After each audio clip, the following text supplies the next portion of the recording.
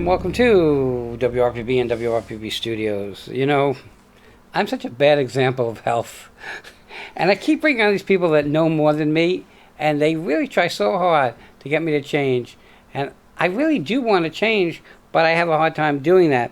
Well, sitting next to me is Dr. Candace McCoy from the Healing House and Mindful.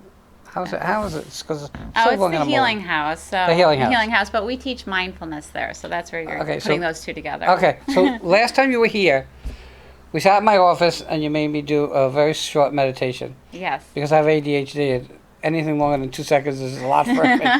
I think it was a minute, so you were able to do it for a minute. Really? Yes. Wow, yes, that's amazing. I don't want to say that I could do anything for a minute, but okay, we'll let that go. We'll let that go. Okay, so we give you the kudos because you do have doctor in front of your name. Well, it is a doctor, but it's a PhD. Doesn't matter. Yeah. It takes a lot of work to do that. Okay, why did you get into this? Well, I got into it because I was actually going through a difficult time in my life, and I was doing some research, self-discovery, and I realized that I really didn't know the way my mind operated, the way my body was, and I didn't know, I didn't have balance in my soul. So I started to discipline my mind, which is, being really conscious of what I'm thinking, and take a little bit better care of my body, and then also the balance of my spirit, the soul, and in everyday life between work, family, personal life, and it helped me quite a bit. And I felt like I think more people, I could change the world by helping people learn about their mind and their body and their spirit, and take better care of it. So it's interesting because I think when we spoke the first time, I said that my belief is it all starts here. Mm-hmm. Okay? I think the mind, if you're very sick and you're in a hospital and your mind is not positive, and you're never going to make it through it. I think your mind is the answer is the beginning to the rest. I mean, that's just the way I see it. Am I even close? You nailed it, right on the target. So your mind is extremely powerful, and how we think, you always hear, was what we become. So it starts with a thought, and that evolves. Those thoughts actually impact your cells. So if you're thinking negatively, then they impact your breathing, impacts your blood pressure. Sometimes when people get sick and they think, they're not feeling well, you can start to go into a panic attack. You raise your blood pressure, your heart rate starts to increase. So how you think is tremendously your world. And I help with really monitoring your thoughts and becoming conscious. It's called conscious responsibility. So taking ownership of your life. A lot of times we want to be the victim. He did that, she did that, my parents did this, my ex-husband or ex-wife, and it's not about that. You're here, and it's time I help you become what we call consciously responsible for you. And all of you, your mind, what you're putting in your body, and then your spirit. It's so important. We're just talking, my mom's in the hospital, and I had an anxiety attack. Mm-hmm. And that because I have a lung issue as it is, I went over to the doctor's office just to check my oxygen, and it was 97. Mm-hmm. Because my mind was telling me it's not good, but it really was okay.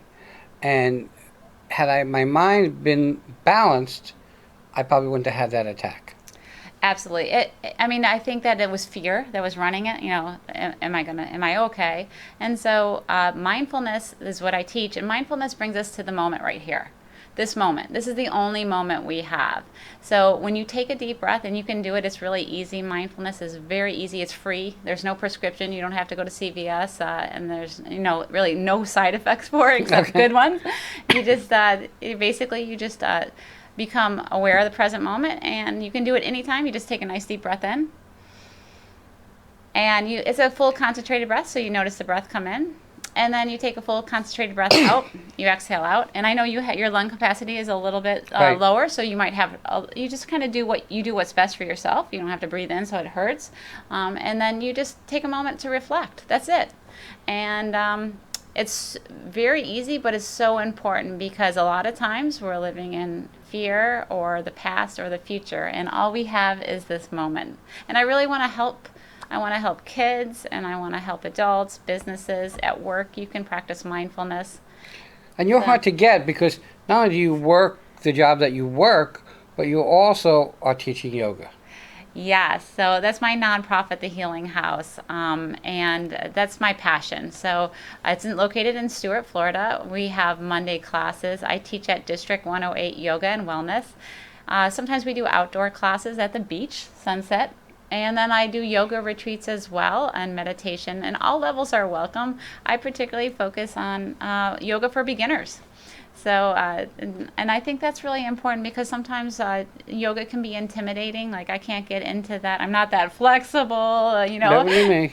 And so you don't want to go. You're like, I don't want to be the one that stands out in class. Right. But everybody's welcome, and come as you are and just begin. You might like it, you might not, but it's a very, my beginners are just all welcome. We have all different, ages. And I also have a meditation class. It's just, it's about 10 minutes. So 10 minutes isn't long. 9.5 minutes longer than I can.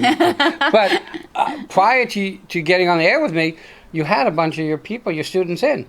Yeah. Okay, and they all had some nice things to say about you. Yeah, I have. I feel like, the most important thing is that I provide an opportunity for people to start to connect with who they are. So getting to know their mind and their body and spirit. And I feel like I have made an impact, and it changes people's lives. Where do you, in this path that you're on, because it's a path, and it's a journey. Yeah. Life is life. What's your plan? I know you want to help people. But what's the ultimate goal? Because helping people sometimes is not easy, okay? Because you can't help people that don't want to be helped. I'm a prime example of that when it comes to food, okay? Where do you want to go from where you are now? What are you trying over and above to accomplish? That's a great question. So there are two programs that I'm passionate about implementing in the Treasure Coast. So the first program is Mindfulness and Yoga for Kids, and I want to implement this program into preschools and, like, for example, the Boys and Girls Club, the YMCA, to start with teaching children how to regulate their emotions. So instead of reacting, a lot of times we don't teach children or even adults, they may not know how to regulate your emotions. When you're having that panic attack, what do I do? A lot of times we'll call 911, we'll look up on the Google, am I going to, what is this symptom? And you get some scary thing, and that just leads to more thoughts. So learning how to regulate your emotions when you had that anxiety attack, giving you strategies to walk away with so you don't go to the medical doctor to get your oxygen checked, giving you personal strategies. So I want to start with children in the Treasure Coast from 4 to even teenage. It would be 4 to 19, and then I have a second program which is for 60-year-olds to 80 to 85. And what research has shown is that just by doing mindfulness, you can start to reduce the possibility of getting dementia or Alzheimer's disease. So if I could help people in the Treasure Coast kind of minimize that and the numbers of people who have dementia and Alzheimer's in the Treasure Coast, if I can reduce those statistics, that would be my goal. So I have two main goals right now with the Healing House, and I'm super excited about pushing those programs out. I feel like it's going to change our Treasure Coast. It's going to change lives.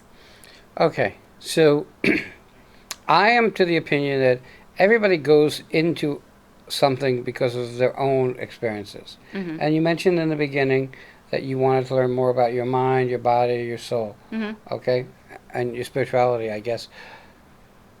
Do you think that we're all, or most of us, are so far away from knowing our minds, our bodies, and our spirituality and our souls? Are we that far away from, have we grown that far away from our own selves? Sadly, I think we have. I think we're, living on a program that maybe is from our parents or from our schools. You can even think about, we hear about it, or even from the news. The news puts a lot of fear in us. Oh, without a doubt. So especially, it's a complicated world right now. So learning to be unprogrammed. What is best for you?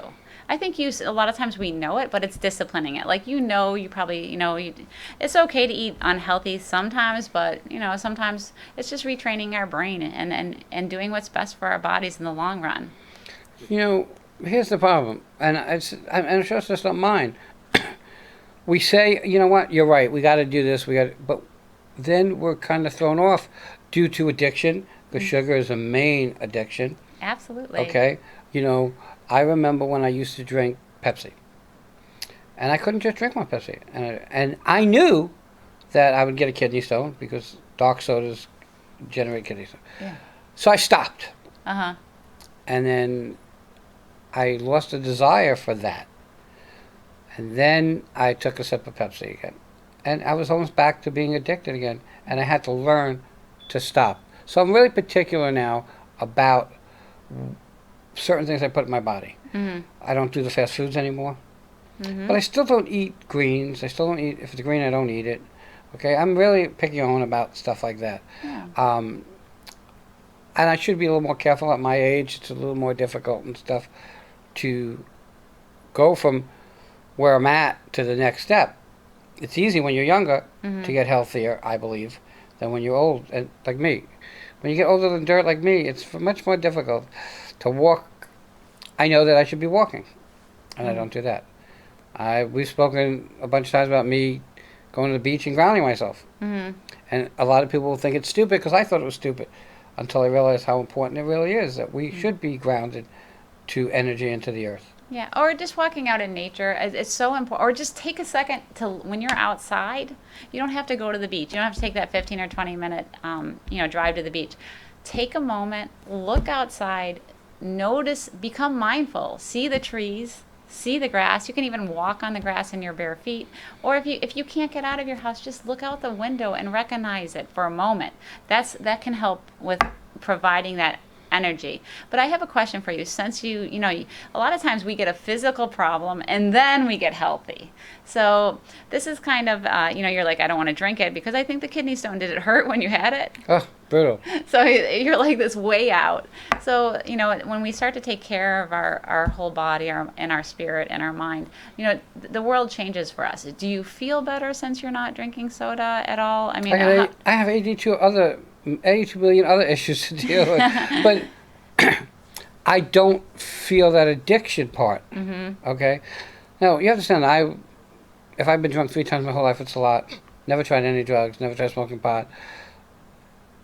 So things are a little different from me. If I get a headache and I take a baby aspirin, my headache will go away, because I don't have any drugs in my system per se. Mm-hmm. I feel, and here's a prime example. Today was a tough day for me. Mm-hmm. Okay, so and we were jammed, and I got a lot on my mind, and I went and I took a piece of dark chocolate. Okay, even though it's not my own chocolate, which I would prefer, but I took a piece of chocolate thinking that the sugar would give me some sort of boost, or whatever. I don't know that happens. I think that's in your mind. A piece of chocolate, dark chocolate has some good qualities to it, but I don't think that little bit of sugar that might be in it is really going to change my day. Mm-hmm. I try to think that way, because if your mind thinks it... I was going to say, yes, exactly. So you already got that plant in the back of your head that it's not going to work. So, it's that self-fulfilling prophecy. And I made it through, when you got here, there was like 7 people here. Okay, and I had interviews to do and podcasts to do, a commitment to that. I'm blessed because I have great help. So that really makes my life a little bit easier. But I have to tell you that I think that I have such a longer path to go to get to where I need to be from listening to the things that you've said and times that we've spoken, even off the air. So I am a person that believes in energy. You connect with people by energy. And I think the biggest pleasures I get in life is helping other people. So I kind of get where you come from. Yeah. The difference is I'm doing it a long time, so I'm in a little bit better position to do a little bit more than you, because yours is fairly new. And you're growing it, and it's growing. Yes. But it'd be nice, the more you can do, the more people you can help. Right. And that's the way I see it. Well, I just feel like, service is the best way to be. If it's always great to help others. So I think that's important for everybody to have some sort of, doing some sort of volunteer work or helping others, even if it's just a little piece, And I appreciate you having me on the show. I also think that, what part of the thing we do at the Healing House is if you want help with, helping your mind or your body or spirit, that's what we do coaching. So it's that accountability piece. Yeah, I can talk with you, and then, I go home, you go home, you're like, yeah, that sounds great. I really want to try that. And then, 2 days go by Yep. and you're back to the habit. We live in 80% habit. It's just so, okay, you have a heart attack and you say, I'm never going to eat donuts again.